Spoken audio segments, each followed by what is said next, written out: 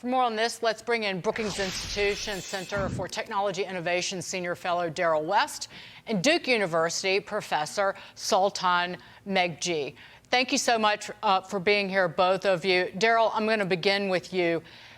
A lot of panic peddling, a lot of hysteria, hustling, if you will, and I just think about it in a different way through the prism of what it could do just in terms of healthcare. 10x, 100x increasing our ability of doctors to treat patients. Being able to identify the genetic markers on a glioblastoma tumor in 90 seconds. How do you see it, Daryl?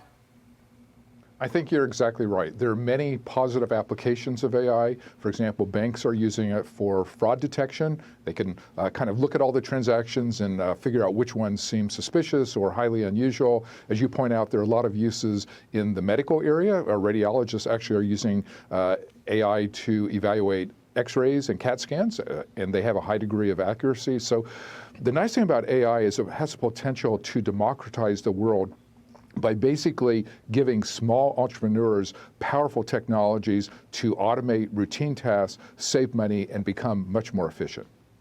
But Sultan, you could have made that same argument about the internet, and it's wonderful, but also it can be used to censor people, to shut down speech. And you have people saying, listen, let's take a 6-month pause to get our hands around this remarkable technology. That doesn't mean keep it out of the public sphere forever. It's just, let's make sure we know what this is and how it's going to impact our lives. Does that make sense to you?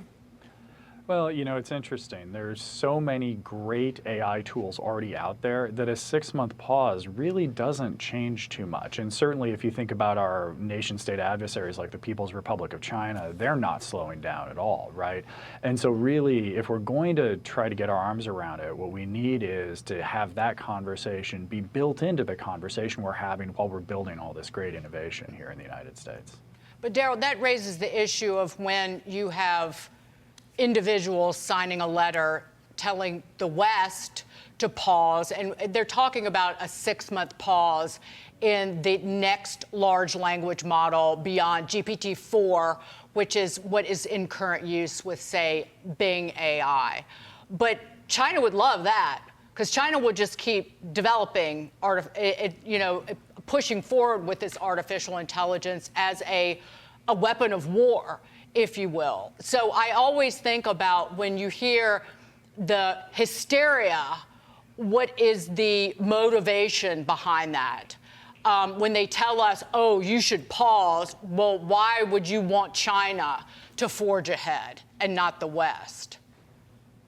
Our adversaries are definitely not going to pause. Like if America paused for 6 months, 6 months from now, we would be way behind all of our opponents. And they're using it for military applications, for national defense.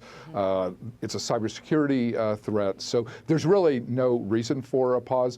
There certainly are concerns about AI, which we all understand, but we need to develop the guardrails so that AI represents basic human values and reflects the things that we all care about. But there's so many good features.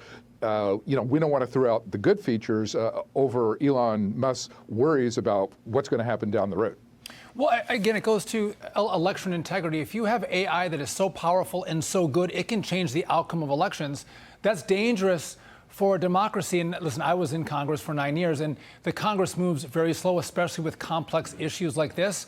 But Sultan, should we give the Congress some time to dissect what AI can mean for our future? And should there be some rules of the road that the Congress should put in place? Or do you leave it to industry to say, we're going to make up the rules of this road?